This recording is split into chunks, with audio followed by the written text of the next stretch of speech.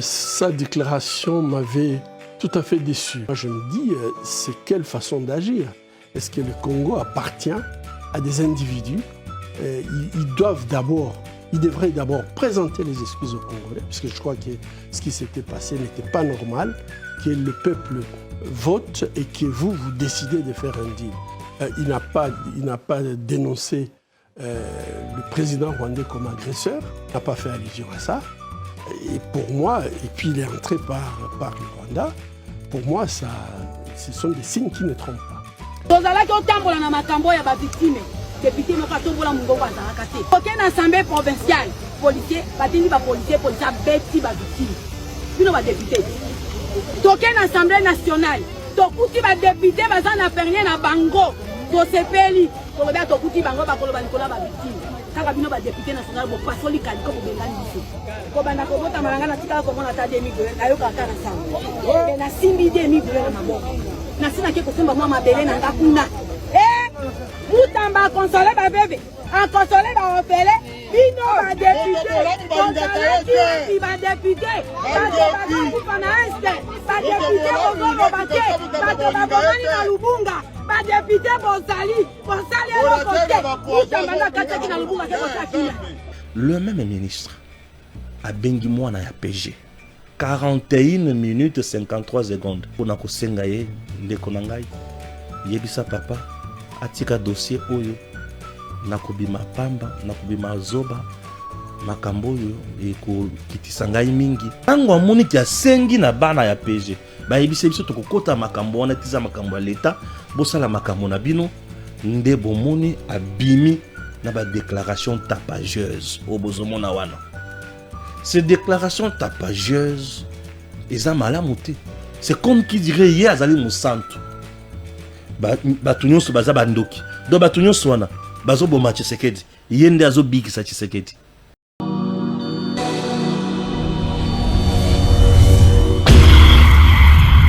C'est une nouvelle chaîne chez vous, Espoir Henri, Kassima TV, abonnez-vous massivement, tous les fans de Maman Tatiana, Bino Baibonarato, Sombitinia Makani, éducation politique ya Kitoko, venez nombreux vous abonner, s'il vous plaît, n'ayez la rabino, pourquoi pas Tolali Tolamuki Bokomsina Maman Dika 24. N'est-ce pas? Et aussi un vrai bien parce que seul soutien, on a ces cabinets et pour s'abonner massivement ici, et ça les camboya professionnalisme. Olingaka musique, olingaka politique, olingaka nyonso awa, to banda kolobela ba sujet tout.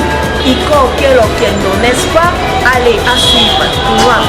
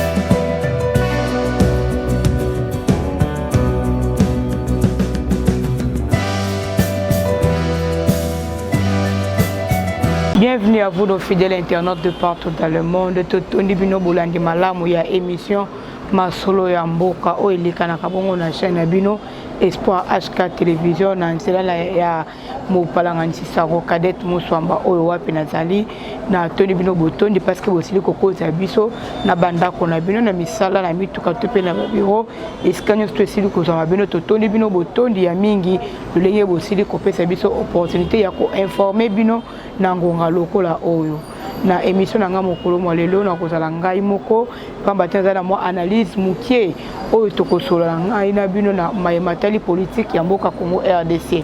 lolenge kaka na misana koloba ete soki ezali mbalano ya liboso ya kolanda biso bandana liboso ko s'abonner ko like pe ko partager ba vidéo na biso pour que baninga misusu ba ko kakosela informer lolenge ozali kozala pe informer. To fongola lisolo na biso to pe analyse na biso na discours o etali Joseph Kabila asaki kosala yango bongo kula na Goma biso soto ebi ete na minute lokola oyo Joseph Kabila asili kokita na Goma kasi akendaki na nzela nini aleki na nzela ya Rwanda akomi na Kigali aziba nzela kati nde akomi na Goma toyokaki mikolo mileki Kabila aza na Goma esalaki panique boyebi bien tolobelaki yango pe awa mais pour cette fois-ci Kabila na Goma alors que kokoma na Goma tala discours o asili kosala tala mulai alobeli 12 points na 4 na discours wana juste kaka na sima ya kolobela discours na ye réacteur ebimi de part et d'autre mutu nyonso a réagir na tina ya discours wana epesi pena mbutu na kati na gouvernement alors alobeli makambo ebelebele kuna lobi ete yene mutu azalaki ya passation au pouvoir yene mutu asalaki ete mboka esangana parce que ezalaki ya kokabwana yene mutu atiaki kimia na mboka alobeli pena makambo ebelebele mais ya kokama place nga nazali s'intéresser ezali ke Joseph Kabila na discours na ye atangi ba makambo ne nyonso tu wana mais atikali kolobela te ke Rwanda to pe Paul Kagame yende azali agresseur ya Congo RDC yende azali ko boma ko massacrer ko violer bandeko na biso na est ya RDC atikali kolobela yango te ye étant que patriote étant que congolais soki pe azalaka congolais toyebi ke papa na ye alobela biso ke no azali son fils oui Mosé Laurent de Israël ndalobaka za mwana na ye mais ye soki azapela na 100 congolais na kati na ye comment kosala discours mulai oyo nyonso sans pourtant kolobela Rwanda azali ko agresser biso alors que na résolution 2713 ezali kolobela ko expliquer biso clair que Paul Kagame yende azali agresseur ya est mboka na biso toyebi yango très bien mais pourquoi Joseph Kabila alobeli yango te c'est-à-dire azo jouer marionnette ya Paul Kagame azo exécuter ba ordre na ye sans que biso toyeba to ndenge nini ou bien alingaki juste kolakisa biso noir sur blanc que non azali pena azali pena côté moko na Paul Kagame juste après discours na ye a lancé qui peut les sous été abandi ba concertation il pas allé ko consulter tout à collection a consultation il salema ki awa na ville province à Kinshasa baselaki ko yamba batu nyo surtout o bazaki na posa ya ko na tina ya ko bimisa gouvernement union nationale et lelo oyo Joseph Kabila pe kuna a lancé pe yaye ba consultation a lobby bien à cause la ba première invité na ye o azali pena kozela pona ko consulter bango et kozala bongo ba confession religieuse pe lisusu ba M23 ba kambia M23 donc lelo oyo mboka eza agressé oyo Kabila to tout la tolo ki asilisaka guerre o Kabila to tout la tolo ayinisaka mboka yango ezalaki divisé mais asangisi yango azo tout la tolo ki récupérer ki ba territoire oyo ezalaki occupé mais ye place amoni ya ko kitela akei ko kitakaka na est précisément na Goma et puis rencontre na ye akei ko kutana na bakambia M23 akei plus loin ko visiter centre de formation ba formaka ba militaire ya M23 sur base de quoi to lo banina ke ko lamusa guerre ake ko fortifier guerre to pe akeinde ko luka pena ite kimia ekota na mboka na biso ezali motuna na ngamu nanga nazali ko mituna alors yambo ete na kota penza na mozindo na sengi ndano na régie technique bako kana ko balancer biso vidéo ya mwana mboka Denis Mukwege ndelengi nazali ko expliquer na dossier oyo ya Joseph Kabila sur son discours. C'est le retour de l'ancien président Joseph Kabila.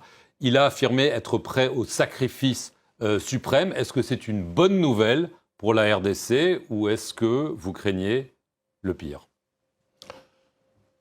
Sa déclaration m'avait tout à fait déçu, puisque je crois qu'après ce qui s'était passé en 2018, où nous savons très bien que c'était un deal à l'africaine, comme l'avait dit le ministre des Affaires étrangères française, M. Le Drian. Ces deals, on ne nous a jamais dit en réalité, il s'agissait de quoi? Nous savons que ce n'est pas Félix Tshisekedi qui avait gagné les élections. Nous savons que M. Kabila a choisi en fait son successeur. Et aujourd'hui, il revient en disant, voilà, j'avais fait une passation pacifique du pouvoir, maintenant je vais le reprendre. Et quand vous lisez les discours, vous voyez très bien qu'il vient, comme vous l'avez dit, il est prêt à faire un sacrifice suprême pour reprendre le pouvoir. Moi, je me dis, c'est quelle façon d'agir? Est-ce que le Congo appartient à des individus? Ils devraient d'abord présenter les excuses aux Congolais, parce que je crois que ce qui s'était passé n'était pas normal, que le peuple vote et que vous décidez de faire un deal. Deuxièmement, je pense qu'il devrait expliquer au peuple congolais quel était le contenu de cet accord qu'il a fait avec Félix Tshisekedi. Il dit qu'il le fera après, mais c'est maintenant, c'était l'opportunité de pouvoir expliquer. Et je pense qu'il décrit ce qu'il avait fait de très très brillant, mais moi j'ai beaucoup de questions par rapport à son bilan. Le bilan qu'il attribue à son successeur. Il parle de dictature, de tyrannie. Bon, je crois qu'il y a beaucoup de choses qui sont vraies dans sa description, même s'il y a de petites exagérations, mais il devrait aussi assumer ces bilans désastreux, c'est lui qui a choisi et il ne nous a jamais dit pourquoi, et probablement que Félix Tshisekedi, il faisait tout simplement le programme qu'on lui a demandé de faire, puisque moi je ne vois pas beaucoup de différence entre ce que Kabila faisait et ce que Félix est en train de faire. Il est vrai que la corruption a pris quand même des dimensions très très inquiétantes pendant ses pouvoirs.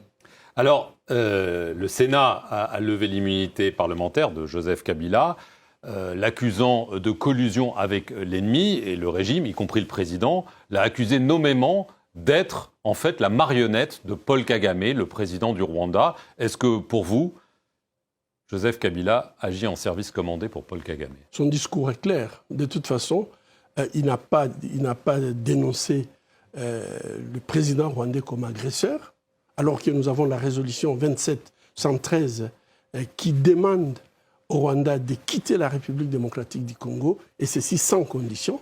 Il n'a pas fait allusion à ça. Et pour moi, et puis il est entré par le Rwanda, pour moi, ce sont des signes qui ne trompent pas. Donc je dois dire que ce qu'il est en train de faire, c'est du déjà vu. La base était bolandi vidéo très très bien. Dédé Mukwege Galobi était et Sengeli na Joseph Kabila a senga population congolaise pardon. Pour battre ce cas d'aller tout à tolo lelo oyo qui a fait la passation de pouvoir yandenge ya kimia. Mais à bout on a été quelque part ba congolais ba récupérer la tina naé ceux qui a fallu critiquer te ko finga régime actuel mais yé muta sala pour ba comme na pouvoir yé muta pesa bango pouvoir pas moi sont surtout bien que non élection en 2018 ba te so bien que non et ala kayete muta longa ka bango et le col a kabla za na posa ya sécurité na yé moko ndé aswaka apesa tata mokambia ekolo bokonzi wana et lelo oya ko regretter nini pas baté yende muta tshebso na situation oyo tozali lelo oyo étant baluki lié à monisco que non et ça régime moko ya ba aventure ça régime moko ya bato zo ko ça musalate régime moko destructeur régime moko ya ba jouisseur régime moko nyoso o asili ko qualifier wana a on oublie que non yende muta sala ki régime wana et comme na bokonzi le o peut subir o tozali ko subir lelo o et sur ce Joseph Kabila doit s'incliner devant la population congolaise ko senga bango pardon. Comment tu vois que non Kabila Zali ko jouer marionnette ya Paul Kagame té arrivé ya Kabila na Goma bitumbezo ko base ko kuba bitumbezo ko base ko kuba walikali tomber bamboka misusu oya kata walikali wana ba territoire misusu ezo kende se ko kende to lo banini akiko renforcer bango to ndenge nini alors alors que Bagme était Kabila ndazali mokonzi ya bayi M23 ce que lelo o to lo banini c'est qui pendant comme bimisa des vies que no yenda zali mokonzi ya M23 en sachant que non accord de paix à Washington tozali causer la balance qui n'a nous cessé le fait malgré cesser le fait wana rien etikali kokota lokola kimia pambate bato bazali kokufa bamasaka ezali continuer kosalema bamboka ezali ko ba territoire ezali ko continuer kozala occupé na banguna ba quand même kokanga ba jeune bilenge na biso ya mibali kuna kokota bango na armée ya M23 nanko par force. Imaginez un peu ça. Et Kabila lance son consultation en disant que non azo yamba batu nyonso oyo bakolinga koya kokuta naye kosolola naye natina koluka lengi bakopesa kimia na mboka na biso Congo. Kimia ni Kabila kopesa biso. Soutenir Kabila c'est soutenir Kagame. Donc okiko bosa na te mabe nyonso tout Kabila sa biso pendant 18 ans oyo azaki na pouvoir. Au moins la kezo pesa pasi pe maola biloko lokola oyo.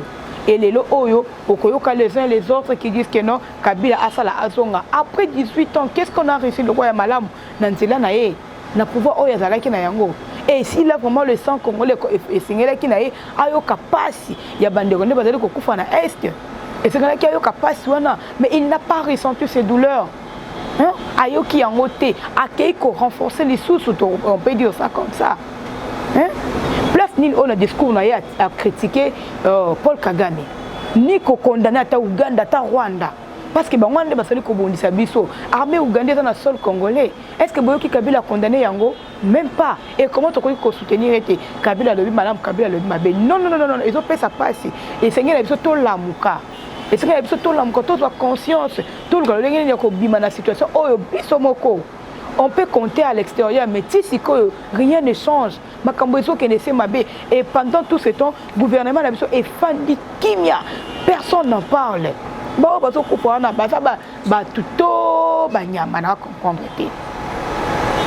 Et tant que le papier n'a qu'à discours, a sali ata, kozwata concert, non, après ça, a souhaité hommage à ma famille, oh, c'est comme ça va les voir. Atkali kosala yango. Atkali kosala yango. Asali yango ti. Ezo pesa pasi pe mawa na koyoka makambo lokola oyo. To lobela pe nanu dossier oya Constant Mutamba Tungunga, le ministre de la Justice et garde des Sceaux, Mineta na biso jeune ministre oyo wapi na minute oyo ezali kotoka kuna na ba subvention oya 39 millions de dollars oyo ezali destiné à botongi ya prison moderne kuna na Kisangani. Na dossier oyo il y a mangé et à boire, mais attendons seulement la suite nde tokoyeba ndenge nini erosukela pamba te Mutamba dit que non ajouté koto yo bazo réclamer il faut akangama petit wana il faut akangama petit wana il faut akangama. Est-ce que bazo kangae parce que ça li ko dénoncer bango? Est-ce que ça li coup monter? Est-ce que ça li complot ou bien exactement logique était et sengeli akangama parce que à commettre les sumo tozoye baté. Entre autres, Mutamba crie haut et fort pour nous que non, bazo kangae parce que balingi ko étouffé dossier judiciaire il y a Joseph Kabila pambaté parce que l'ongola qui ba humilité et Sengeli Kabila aya ko samba. Et yango na ba comme ko ba monter coup wana contre ye pour na ko blâmer ni ko étouffer dossier wana. Alors bien les souhaiter bazo kangae parce qu'il y a des enquêtes aux ali na kati ya ko salema contre le procureur général Tolo Banine Constant Mutamba et procureur général bras de fer d'Akata Bango Nanya Kolonga Ndeli Kambo A bino sutoyebi été commission spéciale et Selema ki bongo ya na Assemblée nationale bipa ewa pi basila ki ko auditionner procureur général et bolsonaro pe le sous Constant Mutamba conclusion na yango ezala ki lobby et biso tozozela suite na yango lelo to pe lobby toyeba ndenge nini bakosukela. Est-ce que Constant Mutamba sera traduit en justice ou soit Constant Mutamba à Kolonga et Tumba Oyo, en sachant que il y a le victime de Kisangani Oyo wana ba victime ya guerre wana ezalaki entre Uganda na nini na Rwanda tango babundaka na Kisangani ba victime wana ba tombole mingongo na bango koloba ete bazo kebisa ba député balobi ete ba député bokeba na Constant Mutamba pamba te tango to yaka vers bino ba député oyo boza lokwa balobeli na biso bo rejetaka biso botinda kutuma ndoki bakanga biso babeta biso elelo oyo Constant Mutamba atelemi pona ko soutenir biso kolobela biso bolingi bokanga ye bokeba bakebisi ba député na sengi na régie technique ba balancer biso vidéo oyo ya ba mama victime ya Kisangani bazali koloba na dossier ya Constant Mutamba ebongo tokutana na simana yango Rwanda na Uganda baye ko boma biso kola politique na bino lelo na simbi mabelo yo zota mobali nanga ke na simbi yango tozala ki otambola na makambo ya ba victime député moko atombola mungongo azalaka te toke na assemblée provinciale policier batindi ba policier beti ba victime bino ba député toke na assemblée nationale tokuti ba député baza na pernier na bango tosepeli koloba tokuti bango bakoloba likola ba victime kaka bino ba député national bo pasoli kaliko bo bengani biso bino ba député totana kata documentaire ba victime to mona député ni na tombola mungongo na ye pona kolobela likola ba victime madele ya bato na biso ya moto totika Constant Mutamba chef de l'état omoni politique ba osala yo babimisa Mutamba pembeni noko bakoisa yo kindola miso na yo chef de l'état balinga babimisa Mutamba po bakoisa yo bakoisa Kongo mabele oyo ya mibali na biso mabele oyo ya bana na biso Mutamba ayeko konsole babe kobanda kobota malanga na tika komona ta demi goyen ayoka ata na sango e na simbi demi goyen na maboko na sina ke kosemba mwa mabele na ngakuna Mutamba konsole babebe a konsole ba opele bino ba député konsole ki ba député ba na este ba député bozolo bate ba bomani na Lubunga ba député bozali eloko te Mutamba na kati na Lubunga ke bosakila soki bomeki kaka na Mutamba awa na victime moto kopela bino ba député tokolanda bino na bandako na bango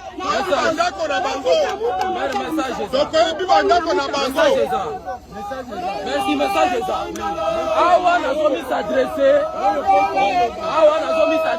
bolandi lolenge nini ba victime bazali ko réagir na kanda nyonso basimbi mabele na maboko koloba ete mabele oyo ezo représenter bandeko na bango oyo bakufa botika Constant Mutamba asala musala na ye bazalaki soko simba mbongo wana te oyo ya ba victime e na nzela ya Constant Mutamba nde bakomi ko simba mosolo wana siko toyokela nani ba victime wana bazali ko appuyer Constant Mutamba koto pe justice ezali ko réclamer Constant Mutamba o pena mboka théâtre koyeba te nani nde nani ezopesa pasi pe mawa mais toyeba ete mosolo wana ezalaki pena destiné na ba victime soki ba victime bazoloba boye c'est que bazalaki soko simba yango te mama yana azoloba keno atikala même komona $2000 te et na nzela ya Constant Mutamba tanga kiko découvrir mosolo wana nde aye komona $2000 et permettre ye asomba pe mabele na ye na mbongo ya ba victime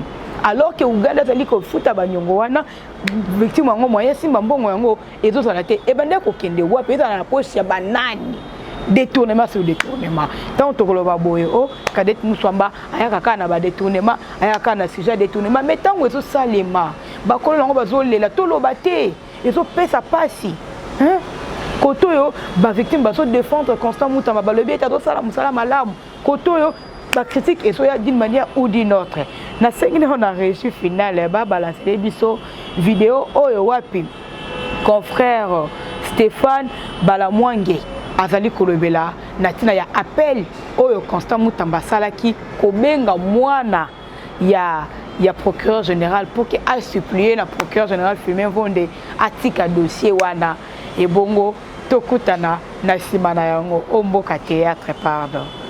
Moi, je vais vous dire la vérité. Lorsque le ministre, en public, il a un autre discours, PG ce qu'il y a garçon, à Bengi Sanga et Natal, d'ailleurs, j'ai instruit à mes gens, à répondre à l'invitation. Le même ministre, abengi mwana ya PG 41 minutes 53 secondes pona kosenga ye ndeko na ngai yebisa papa atika dossier oyo nakobima pamba nakobima zoba makambo oyo ekokitisa ngai mingi tango amoni ki asengi na bana ya PG bayebisa biso tokokota makambo wana tiza makambo ya leta bosala makambo na bino nde bomoni abimi na ba déclaration tapageuse au bozomona wana. Ces déclarations tapageuses eza malamu te. C'est comme qui dirait hier azali musantu. Batu nyonso baza bandoki. Do batu nyonso wana bazo boma Tshisekedi. Yende azo bikisa Tshisekedi. Ozo bikisa Tshisekedi tango ozo narge batu nyonso. Yebisanga sikoyo mutu oyo abengi oyo. Eza ye to eza mutu mususu. Na tune mutu abengi oyo 41 minutes 53 secondes. Eza ye to eza mutu mususu. Lelo na la kisebino capture. Journée za mulai. Ce qui kanda e mati le susu na ko la kisebino siko na ko tshela bino audio. Boyo kanenga zo senga, nenga zo bondela. Mais yo, bomoni siko, eza je ya matata ponyo. Matata yebi kaza muyibi. Babengi saye akoyate. Babengi saye na koyate. Babengi saye na koyate. Na ko sala boyote, naza boyna matata asali ba surenchère ya ndenge na ndenge. Suka matata a été condamné na travaux forcés. Ce que mon mutu azo banga justice a commis ko kende ne sika bisika oyo ministre faloba et ça bisika la population te et ça le bosso peuple te bazo benga yo na assemblée nationale va défendre là-bas.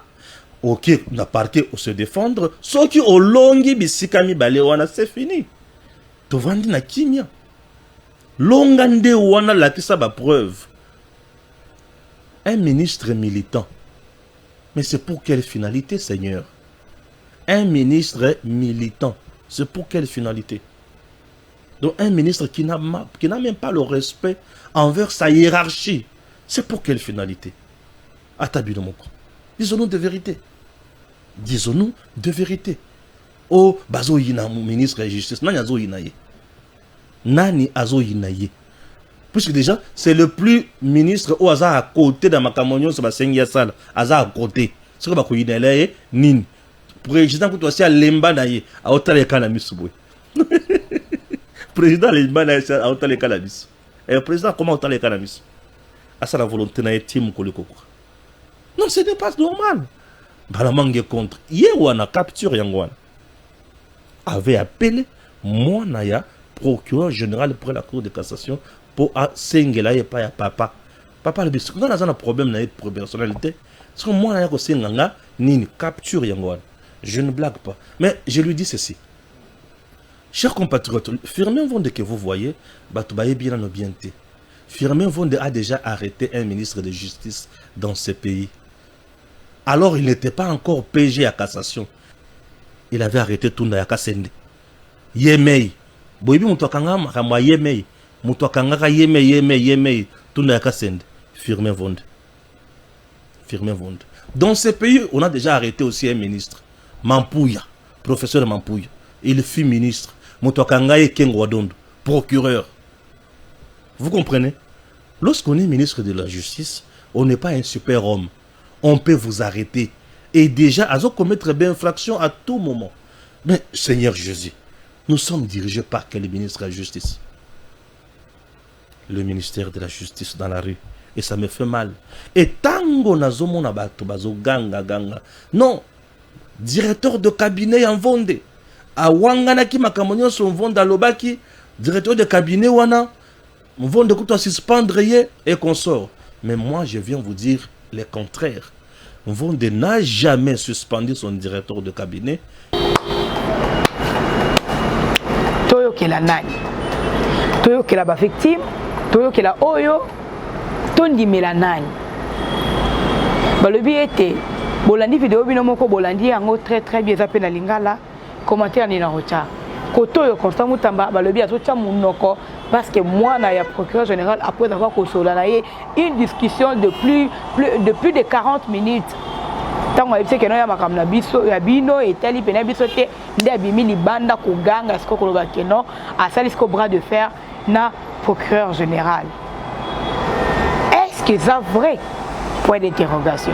Côté pe ba victime balobi botika biso. Côté muta balobi était bozali ko comploter contre nga pour que natika ba dossier na bino oyo ezali en cours. To pe ba enquête oyo ezali en cours na ba dossier na bino.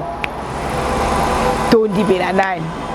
Dossier ya Constant Mutamba, comme je l'avais dit, il y a à boire et à manger dans 4 dossiers. Mais attendons seulement la suite. Topé conclusion au bongo la commission spéciale francophonie au salimikuna na Assemblée nationale na dossier oyo et bongo tokoyeba ni tout ça là en sachant que côté misusu pe bazolo ba na cesse wana été petit oyo Mutamba esengeli na ye akangaba. Pourquoi bazolo ka kokanga ye? Est-ce que Mutamba a raison de non? Parce que vous complotez contre un gars parce que a la raison de.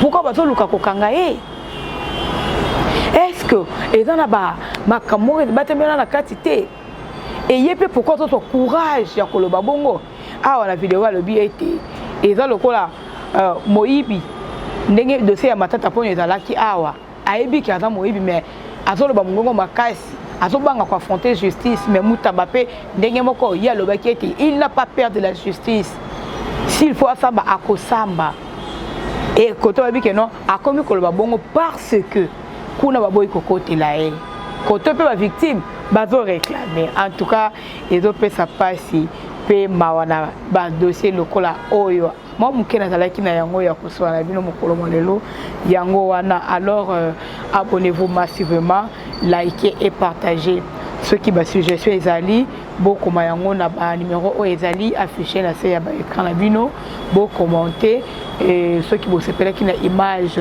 bo pesa merci na Popol Ayombe autres ali ko souhaiter ba propre établissement na ye et bo pesa pe merci na le cordon au Pimafu kuna musala kitoko azali ko sala na coordination kuna to moni coach Henri Kassima. Alors c'était la cadette Mouswamba avec le mission Masolo ya Mboka na chaîne Abino Espoir HK Télévision. Abonnez-vous massivement, likez et partagez. Pour l'instant on s'est dit bye.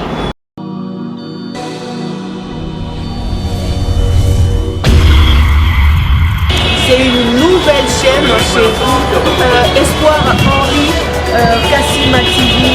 Abonnez-vous massivement. Tous les fans de Maman Tatiana, Bino Baibonyama, tout son bitinya makani. Ma indication politique ya kitoko. Venez nombreux vous abonner. S'il vous plaît, n'ayez la rabino. Pourquoi pas Tolali Tolamuki comme si un maman 10K 20K. N'est-ce pas? Et aussi un vrai bien parce que seul soutien, on a ces cabinets, les alliés pour s'abonner massivement ici, les alliés camboya professionnalisme. On y a la musique, on y a la politique, on y a la nyonso. Awa, tu rebanda kolobe là bas sujet tout. Iko quel non, n'est-ce pas? Allez, à suivre.